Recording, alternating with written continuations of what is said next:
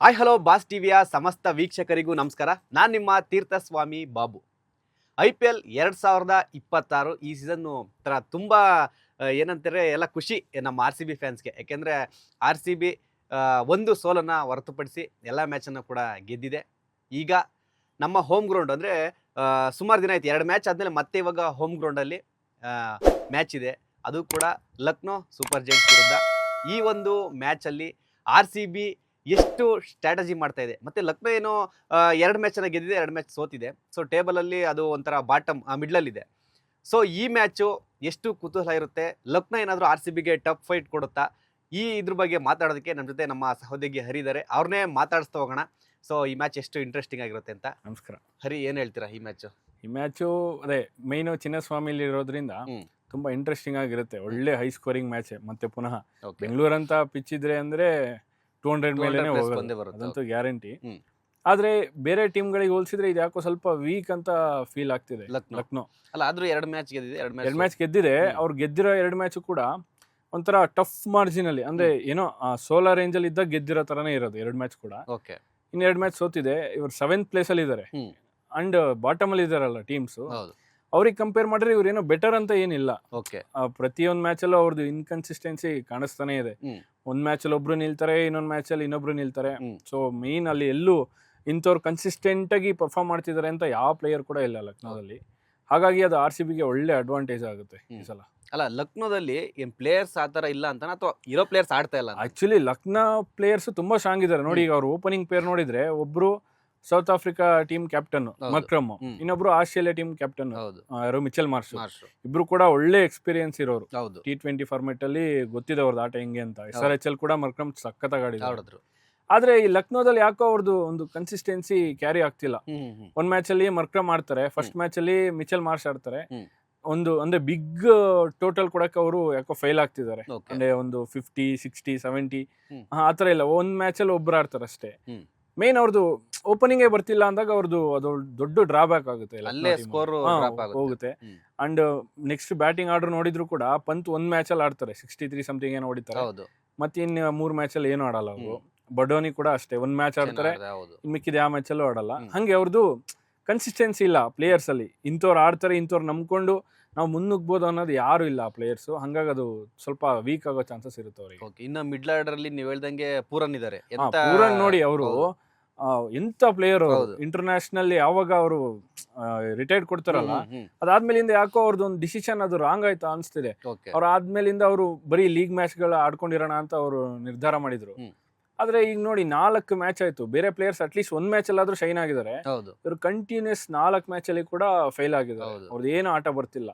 ಅವ್ರದ್ದು IPL ಅಲ್ಲಿ ಎಂತೆಂತ ಆಟ ಆಡಿದ್ರು ಮುಂಚೆ ಅವ್ರದ್ದೆಲ್ಲ. ಅವ್ರು ಆಕ್ಚುಲಿ ಇದು ಏನಂತಂದ್ರೆ ಇಂಟರ್ನ್ಯಾಷನಲ್ ಟೀಮ್ ಅಲ್ಲಿ, ಅಂದ್ರೆ ಅವ್ರ ವೆಸ್ಟ್ ಇಂಡೀಸ್ ಟೀಮ್ಗೆ ಆಡೋಕೆ ಅವ್ರ ಪರ್ಫಾರ್ಮೆನ್ಸ್ ಗಿನ್ನ ಏನು ಲೀಗ್ ಇರುತ್ತಲ್ಲ, PSL ಆಗಿರ್ಬೋದು, ಬಿಗ್ ಬ್ಯಾಶ್ ಆಗಿರ್ಬೋದು, ಈ ತರ ಲೀಗ್ ಅಲ್ಲಿ ಅವ್ರದ್ದು ಚೆನ್ನಾಗಿ ಆಟ ಬರ್ತಿತ್ತು. ಯಾಕಂದ್ರೆ ಅವರು ಟಚ್ ಅಲ್ಲಿ ಇರ್ತಿದ್ರು. ಇಂಟರ್ನ್ಯಾಷನಲ್ ಕ್ರಿಕೆಟ್ ಅಲ್ಲೂ ಆಕ್ಟಿವ್ ಇದ್ರಲ್ಲ. ಸೊ ಯಾವಾಗಲೂ ಅದು ಕ್ರಿಕೆಟ್ ಟಚ್ ಅಲ್ಲಿ ಇರ್ತಿದ್ರು. ಬಟ್ ಈಗ ಯಾಕೋ ಅವ್ರು ರಿಟೈರ್ಡ್ ಆದ್ಮೇಲೆ ಸ್ವಲ್ಪ ಅದು ಎಫೆಕ್ಟ್ ಆಗಿದೆ ಅನ್ಸುತ್ತೆ ಅವರಿಗೆ. RCB ಮೇಲೆ ಏನಾದ್ರು ಅವರು ಹೇಳಕ್ಕಾಗಲ್ಲ. ಈಗ IPL ಅಲ್ಲಿ ನೋಡಿದ್ವಲ್ಲ ನಾವು, SRH ಮತ್ತೆ ರಾಜಸ್ಥಾನ್ ಮ್ಯಾಚ್ ನೋಡಿದ್ರೆ SRH ಅವ್ರದ್ದು ಏನು ಬೌಲಿಂಗ್ ಇರಲಿಲ್ಲ. ಸ್ಟಿಲ್ ಡೊಮೆಸ್ಟಿಕ್ ಪ್ಲೇಯರ್ ಬರ್ತಾರೆ, ಶೈನ್ ಆಗ್ತಾರೆ. SRH ಅವ್ರ ಬೌಲಿಂಗ್ ಸ್ಟ್ರಾಂಗ್ ಆಗುತ್ತೆ. ಆತರ ಅನ್ಎಕ್ಸ್ಪೆಕ್ಟೆಡ್ ಥಿಂಗ್ಸ್ ಆಗ್ಬೋದು, ಹೇಳಕ್ಕಾಗಲ್ಲ. ಯಾರು ನಿಲ್ಬೋದು ಇವರಲ್ಲಿ. ಅಲ್ಲ, ಲಕ್ನೋದಲ್ಲಿ ಲಾಸ್ಟ್ ಮ್ಯಾಚ್ ಅವ್ರ ಟೀಮಲ್ಲೇ ಮುಕುಲ್ ಚೌಧರಿ ಅವ್ರು ಎಂತ ಆಟ ಆಡಿದ್ರು. ಬರೀ 27 ಬಾಲಿಗೆ 50 ಹೊಡಿತಾರೆ ಅಂದ್ರೆ ಆತರ ಯಾರೋ ಒಬ್ರು ಸಡನ್ ಶೈನ್ ಆಗಿ RCBಗೆ ಕಾಡೋ ಚಾನ್ಸಸ್ ಇರುತ್ತೆ. ಓವರ್ ಆಲ್ ಒಂದು ಸ್ಟ್ರೆಂತ್ ನೋಡಿದ್ರೆ RCBಗಿಂತ ಸ್ವಲ್ಪ ಯಾಕೋ ವೀಕ್ ಅಂತ ಫೀಲ್ ಆಗ್ತಿದೆ. ಇನ್ನ RCBಗೆ ಒಂಥರ ಇದು ಪ್ಲಸ್ ಪಾಯಿಂಟ್ ಜೊತೆಗೆ ಪ್ಲೇಯರ್ಸ್ ಸ್ಟ್ರಾಂಗ್ ಇದೆ. ಇನ್ನೇನು ಮ್ಯಾಚ್ ಗೆದ್ದಿದೀವಿ, ಮತ್ತೆ ಹೋಮ್ ಗ್ರೌಂಡ್ 2 ಮ್ಯಾಚ್ ಆಯ್ತು. ಅಂದ್ರೆ 2 ಮ್ಯಾಚ್ ಸುಮಾರು ದಿನ, 4-5 ದಿನ ಮೇಲೆ ಮತ್ತೆ ಹೋಮ್ ಗ್ರೌಂಡ್ ಬರ್ತಿದೆ. ಸೊ ಅದೇನಾದ್ರು ಪ್ಲಸ್ ಆಗೋ ಚಾನ್ಸ್ ಇದೆ? ಖಂಡಿತ ಆಗುತ್ತೆ. ಈಗ RCB ಅವ್ರದ್ದು ಬ್ಯಾಟಿಂಗು ನನ್ನ ಪ್ರಕಾರ ಅವರು ಇಡೀ ಸೀಸನ್ ಅಲ್ಲಿ 200 ಪ್ರತಿ ಮ್ಯಾಚ್ ಹೊಡೆದಿದ್ದಾರೆ. ಅದ್ರಲ್ಲಿ ಅವ್ರು ಚೇಸಿಂಗ್ ಆಗಿರ್ಬೋದು, ಫಸ್ಟ್ ಬ್ಯಾಟಿಂಗ್ ಆಗಿರ್ಬೋದು, 200 ಅಂತೂ ಫಸ್ಟ್ ಟೀಮ್ ಅನ್ಸುತ್ತೆ ನನ್ನ ಪ್ರಕಾರ. ಇದು ಪ್ರತಿ ಮ್ಯಾಚ್ 200 ಹೊಡೆದಿರೋದು. ಹಂಗಿದಾಗ ಅವ್ರದ್ದು ಬ್ಯಾಟಿಂಗ್ ನೆಕ್ಸ್ಟ್ ಲೆವೆಲ್. ಅದು ನೋಡಿ, ಮುಂಬೈ ಅವ್ರದ್ದು ಬೌಲಿಂಗ್ ಅಟ್ಯಾಕ್ ಹೆಂಗಿದೆ ಅಂದ್ರೆ ಬುಮ್ರಾ, ಬೋಲ್ಟು ಮತ್ತೆ ಶಾರ್ದುಲ್ ಒಬ್ಬೊಬ್ರದ್ದು ಒಂಥರ ಬೌಲಿಂಗು. ಸ್ಟಿಲ್ ಅವ್ರನ್ನ ಡಾಮಿನೇಟ್ ಮಾಡಿ 240 ಹೊಡಿತಾರೆ ಅಂದ್ರೆ ನನ್ನ ಪ್ರಕಾರ RCB ಬ್ಯಾಟಿಂಗ್ ನ ಈ ಸೀಸನ್ ಮುಟ್ಟಕ್ ಆಗೋದಿಲ್ಲ, ಯಾರ ಕೈಲೂ ಆಗಲ್ಲ.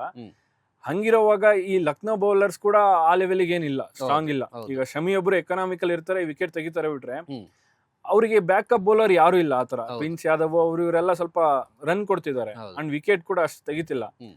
ಅಂತ ಬೌಲರ್ಸ್ ಗಳ ಮೇಲೆ ಇನ್ ಹೆಂಗ್ ಹೊಡಿಬಹುದು RCB ಬ್ಯಾಟ್ಸ್ಮನ್ ಗಳು. ಈಗ ಮುಂಬೈ ಅವ್ರಿಗೆ ಹಂಗ್ ಹೊಡೆದಿದ್ದಾರೆ ಅಂದ್ರೆ ಹೌದು. ಲಕ್ನೋ ಅವ್ರಿಗೆ ಇನ್ನ ಹೊಡೆಯೋ ಚಾನ್ಸಸ್ ಇರುತ್ತೆ. ನನಗನ್ಸೋದು RCB ಅವರು 250 260 ಕ್ರಾಸ್ ಮಾಡೋ ಚಾನ್ಸಸ್ ಇದೆ ಈ ಮ್ಯಾಚ್ ಅಲ್ಲಿ. ಓಕೆ, ಫಸ್ಟ್ ಬ್ಯಾಟಿಂಗ್ ಬಂದ್ರೆ ಬಂದ್ರೆ ಓಕೆ, ಇನ್ನೇನಾದ್ರೂ ಅವ್ರು ಫಸ್ಟ್ ಬ್ಯಾಟಿಂಗ್ ಆಗಿ ಎಷ್ಟೇ ಟಾರ್ಗೆಟ್ ಕೊಟ್ಟರು ಇವರು ಬೇಗ ಮುಗಿಸ್ತಾರೆ. ಹ್ಮ್. ಅದಂತೂ ಪಕ್ಕ.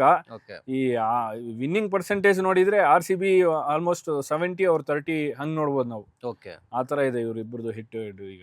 ಓಕೆ. ಒಂದೇನಂತಂದ್ರೆ ಈಗ ಕ್ಯಾಪ್ಟನ್ಸಿ ಪಂತ್ ಅವ್ರು ಆಡಿದ್ದಾರೆ, ಗೊತ್ತಿದೆ ನಿಮ್ಗೆ. ಲಾಸ್ಟ್ ಅವ್ರ ಓನರ್ ಯಾವ ತರ ಇದ್ ಮಾಡಿದ್ರು, ಹೌದು. ರಾಹುಲ್ಗಾಗಿರ್ಬೋದು, ಪಂತ್ಗೂ ಕೂಡ ಬೈದಿದ್ದಾರೆ. ಸೊ ಬೈದಿದ್ದಾರೆ. ಆ ಒಂದು ಪ್ರೆಷರ್ ಅಲ್ಲಿ ಏನಾದ್ರು ಲಕ್ನೋ RCB ಮೇಲೆ ಡಾಮಿನೇಟ್ ಮಾಡಿ, ಆಮೇಲೆ ಅವ್ರು ಬೇರೆ ಬಾಟಮ್ ಅಲ್ಲಿ ಇದ್ದಾರೆ, ಏನಾದ್ರು ಮತ್ತೆ ಗೆದ್ಬಿಟ್ಟು 2 ಪಾಯಿಂಟ್ ತಗೊಂಡು ಮೇಲೆ ಹೋಗಿ ಟ್ರೈ ಮಾಡ್ತಾರ ಅಂತ ಹೇಳಕ್ಕಾಗಲ್ಲ, ಚಾನ್ಸ್ ಇದೆ. ಯಾಕಂದ್ರೆ ನಾವ್ ಹೇಳ್ದಂಗೆ ಅವ್ರು ಎಕ್ಸ್ಪೀರಿಯನ್ಸ್ಡ್ ಬ್ಯಾಟಿಂಗ್ ಲೈನಪ್ ಇರೋದ್ರಿಂದ ಓಕೆ, ಮಾರ್ಷು ಅವ್ರಿಗೂ ಒಂದ್ಸಲ ನಿಂತ್ರು ಅಂದ್ರೆ ಮುಗೀತು. ಮುಗೀತು. ಎಂತ ಬೌಲರ್ ಬಂದ್ರು ಹೊಡಿತಾರೆ. ಹೌದು. ಮತ್ತೆ ಮರ್ಕ್ರಮ್ ಕೂಡ ಅವ್ರನ್ನ ಔಟ್ ಮಾಡೋದು ತುಂಬಾ ಕಷ್ಟ. ಹೌದು. ಅವ್ರ ಒಮ್ಮೆ ಕ್ಲಿಕ್ ಆದ್ರೆ. ಹೌದು. ಮತ್ತೆ ಪೂರನ್ ಕೂಡ ಈ 4 ಮ್ಯಾಚ್ ಆಡ್ದಿರೋರು ಯಾವ ಬೇಕಾದ್ರು ಈಗ ಮಾಡ್ಬೋದು. ನಿಲ್ಬೋದು. ಮತ್ತೆ ಹೌದು. ಪಂತು ಕೂಡ. ಹ್ಮ್. ಸೊ ಬ್ಯಾಟಿಂಗ್ ಅವ್ರದ್ದು ಇದೆ ಇಲ್ಲ ಅಂತಿಲ್ಲ, ಯಾಕೋ ಅವರು ಕನ್ಸಿಸ್ಟೆನ್ಸಿ ಬರ್ತಿಲ್ಲ ಅಷ್ಟೇ. ಅಂಡ್ ಈಗ ನಮ್ಮ RCB ಬೌಲರ್ಸ್ ಕೂಡ ಹ್ಮ್. ಸ್ವಲ್ಪ ರನ್ ಬಿಟ್ಕೊಡ್ತಿದ್ದಾರೆ. ಓಕೆ, ಚೆನ್ನಾಗಿ ಆಡ್ತಿದ್ದಾರೆ, ಇಲ್ಲ ಅಂತಿಲ್ಲ. ಮುಂಬೈ ಮೇಲೆ ಕೂಡ ಚೆನ್ನಾಗಿ ಮಾಡಿದ್ರು. ಹ್ಮ್. ಸ್ಟಿಲ್ ಪವರ್ ಪ್ಲೇ ಅಲ್ಲಿ ಒಂದು 2-3 ವಿಕೆಟ್ ತೆಗಿತಾರೆ ಏನಾದ್ರು ಇವ್ರು ಬೌಲಿಂಗ್ ಮಾಡಿದ್ರೆ, ಅದು ತುಂಬಾ ಪ್ಲಸ್ ಆಗುತ್ತೆ. ಈಗ Okay. ಡಫಿ ನೋಡಿ ಲಾಸ್ಟ್ ಮ್ಯಾಚ್ ಚೆನ್ನಾಗಿ ಆಡಿದ್ದಾರೆ, ಹ್ಮ್. ಬಟ್ ತುಂಬಾ ರನ್ ಬಿಟ್ಕೊಟ್ರು ಅವರು. ಓಕೆ, ಅಂಡ್ ಈಗ ಇದೆ ಯಾರು ಸಯೀದ್ ಶರ್ಮಾನು ಕೂಡ ವಿಕೆಟ್ ತೆಗ್ದಿದ್ದಾರೆ, ಕ್ರೂಷಿಯಲ್ ವಿಕೆಟ್ ತೆಗ್ದಿದ್ದಾರೆ. ಹ್ಮ್. ಸ್ಟಿಲ್ ರನ್ ಕೊಡ್ತಿದ್ದಾರೆ. ಸೊ ಅದನ್ನ ಅವ್ರು ಸ್ವಲ್ಪ ಕಂಟ್ರೋಲ್ ಮಾಡ್ಕೋಬೇಕು. RCB ಇನ್ನ ಸ್ವಲ್ಪ ಬೌಲಿಂಗ್ ಇಂಪ್ರೂವ್ ಆಗಬೇಕು. ಓಕೆ. ನಾವು ಅಂಡ್ ಮಾತಾಡ್ತಿದ್ವಿ ನೋಡಿ, ಈಗ ಯಾರ ಬದಲು ಅಭಿನಂದನ್ ಸಿಂಗ್ ಬದಲು ರಸಿಕ್ ಸಲಾಂ, ಹಾ, ಹಾ, ಒಳ್ಳೆ ಚಾಯ್ಸ್ ಅದು. ಹೌದು. ಅಭಿನಂದನ್ ಸಿಂಗ್ 3 ಮ್ಯಾಚು ಕೂಡ ಹೊಡ್ಸ್ಕೊಂಡಿದ್ರು. ಹ್ಮ್. ರಸಿಕ್ ಸಲಾಂ ಯಾಕೋ ಒಂದ್ ಸ್ವಲ್ಪ ವೇರಿಯೇಷನ್, ಸ್ಲೋ ಬಾಲ್ಸ್ ಎಲ್ಲ ಬಿಡೋದ್ರಿಂದ ಹೌದು. ಒಳ್ಳೆ ಅವರು ಚೇಂಜಸ್ ತಂದಿದ್ದಾರೆ. RCB ಬೌಲಿಂಗ್ ಸ್ವಲ್ಪ ಪ್ಲಸ್ ಆಗಿದೆ ಹಿಂದಿನ ಮ್ಯಾಚ್ ಅಲ್ಲಿ ಮುಂಬೈ ಮೇಲೆ. ಹ್ಮ್. ಸೊ ಆ ಚೇಂಜಸ್ ಇನ್ನಚೂರು ಅವರು ಕನ್ಸಿಸ್ಟೆನ್ಸಿ ಮೇಂಟೈನ್ ಮಾಡ್ಬೇಕು ಅದ್ರಲ್ಲಿ, ಬೌಲಿಂಗ್ ಅಲ್ಲಿ ಇನ್ನೂ ಸ್ವಲ್ಪ ಸ್ಟ್ರಾಂಗ್ ಆಗಬೇಕು. ಓಕೆ. ಲೇಟೆಸ್ಟ್ ಹಾಗೂ ಇಂಟ್ರೆಸ್ಟಿಂಗ್ ಸುದ್ದಿಗಳಿಗಾಗಿ ಬಾಸ್ ಟಿವಿ ಕನ್ನಡ ಚಾನೆಲ್ನ ಸಬ್ಸ್ಕ್ರೈಬ್ ಮಾಡಿ. ಹಾಗೆಯೇ ಬೆಲ್ ಐಕಾನ್ ಪ್ರೆಸ್ ಮಾಡಿ.